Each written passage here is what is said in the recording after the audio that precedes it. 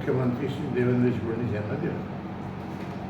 याचा असा आहे की मुख्यमंत्री, त्यांचे सर्व मंत्री, अधिकारी व नेते मंडळी सांगतात की डिझेल आणि पेट्रोलची कमी नाही, लोकांनी आतताईपणा करू नये आणि लोकांनी याबद्दल शंका व्यक्त करू नये।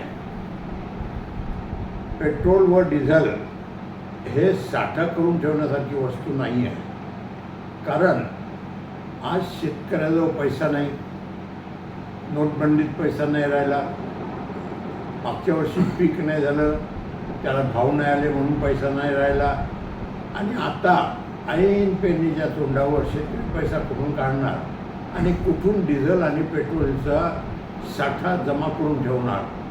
तर आज हे जे आपण सर्व लोक सांगतात की घाई करू नका, आतताई करू नका, डिझेल पेट्रोलचा साठा करू नका, ते फक्त आपलं उंटावरून शेळा हाकण्यासारखं स्टेटमेंट आहे। आणि डिझेल आणि पेट्रोल याकरता जर वाट पाहिली तर लोकांची शेती पेरणं होणार नाही। आणि डिझेल किंवा पेट्रोल हे काही पेट्रोल पंपवर उधार मिळत नाही म्हणून लोक रांगा लावतील, असंही होत नाही। त्यातल्या त्यात शेतकऱ्याची कर्जमाफी नाही। आता बियाणे खतांचे भाव वाढलेले आहेत, ते कसे गाव हा एक प्रश्न आहे। आतापर्यंत काही दिवसापूर्वीपर्यंत लोक बैलाने शेती करत होते, परंतु आता बैलजोडी राहिली नाही आणि माणूसही भेटत नाही। तर ज्या डिझेल आणि पेट्रोलवर जे यंत्र चालतात त्यानंच आता सध्या शेती शक्य आहे।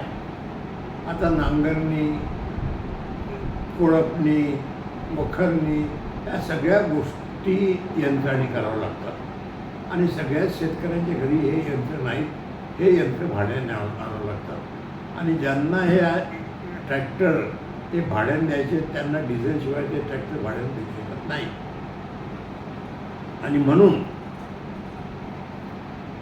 आज शासन जे सांगून राहिलं की इंधन तुम्हाला म्हणजे डिझेल पेट्रोल मिळेलच, इकडे भुजबळ साहेबांनी सांगितलं की बाबा पेट्रोल डिझेल हे 20% जास्त विक्रा झालेला आहे। आता जर बैलजोडीचंच काम नाही आहे आणि फक्त ट्रॅक्टरचंच काम आहे तर लोक उचलणार, हे काही शेतकऱ्यांनी नाही उचललं। आणि डिझेल पेट्रोल ही खाण्याची वस्तू नाही, ही पिण्याची वस्तू नाही किंवा पाणी म्हणून वापरण्याची वस्तू नाही, किंवा लोकांजवळ इतका वेळ नाही की मुद्दामच कॅन घेऊन रात्र लोक रांगेला लागतील। तर याचा शासनानं निश्चितच विचार करावा।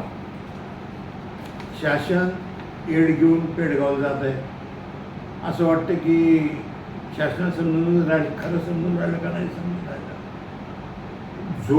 झोप नाही आली शासनाला, झोपेचं सोंग घेतलं, या जागी कोण करत शासनाला। अशी परिस्थिती, दैनंदिन परिस्थिती शेतकऱ्यावर आहे। आज 23 तारीख आहे, 14 दिवस राहिले पेरणीचा मोसम यायला, 7 जूनला पेरणी सुरू होते आणि या 7 ते 10 दिवसात जर काही शेतीत काम नाही झाले तर शेती पेरल्या जाणार नाही। आणि म्हणून माझी सर्व शेतकऱ्यांच्या वतीनं मुख्यमंत्री, त्यांचे सर्व सहकारी, नेते मंडळी, लोकप्रतिनिधी आणि अधिकाऱ्यांना विनंती आहे की आता आपण जनतेचा अंत पाहू नका